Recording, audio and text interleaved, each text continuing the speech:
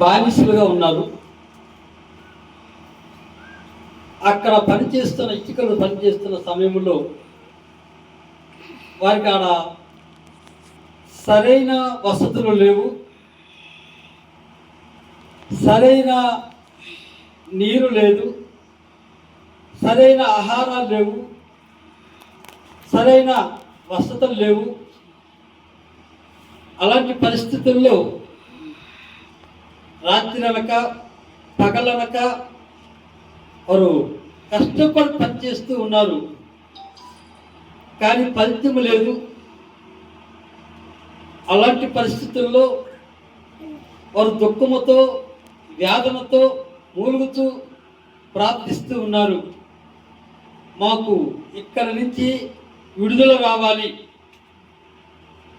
ఈ బానిసత్వం నుంచి విడుదల రావాలి, ఇక్కడ చేయలేకపోతున్నాము, ఉండలేకపోతున్నాము,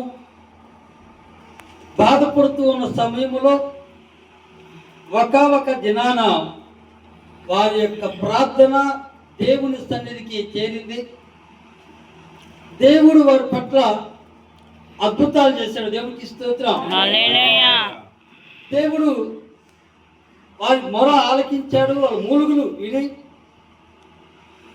భూమి మీదకి వచ్చి మోసేని ఏర్పరచుకొని మోసే ద్వారా ఐగుప్తు దేశంలో ఉన్న ఇశ్రాయేలు ప్రజల్ని బయటికి తీసుకువచ్చినట్టుగా మనం చూస్తూ ఉన్నాం. దేవునికి స్తోత్రం.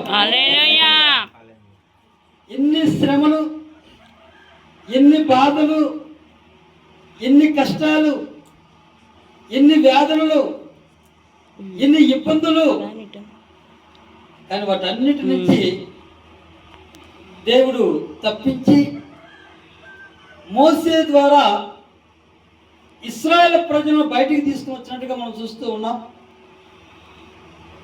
బయటకు వచ్చిన తర్వాత ఎర్ర సముద్రం దాటిన తర్వాత వారికి స్వేచ్ఛ వచ్చింది. వారికి ఏది కావాలంటే అది దేవుడు అనుగ్రహించాడు. దేవదూతలు తినే ఆహారం అని దేవుడు అనుగ్రహించాడు. మన్నాని మాకు ఐగుప్తి చేప కావాలంటే ఐగుప్తి చేపలు ఇచ్చాడు. మాకు కాకరకాయలు, కీరకాయలు, దోసకాయలు, బీరకాయలు కావాలంటే అవి ఇచ్చాడు. వారు స్వేచ్ఛ వచ్చింది. వారు అడిగిందల్లా దేవుడు ఇస్తానన్నాడు. దేవునికి స్తోత్రం. కనుక ఈ యొక్క ఆగస్టు 15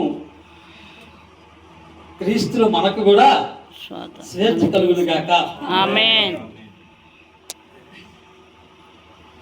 చాలా మంది గడిచిన రోజుల్లో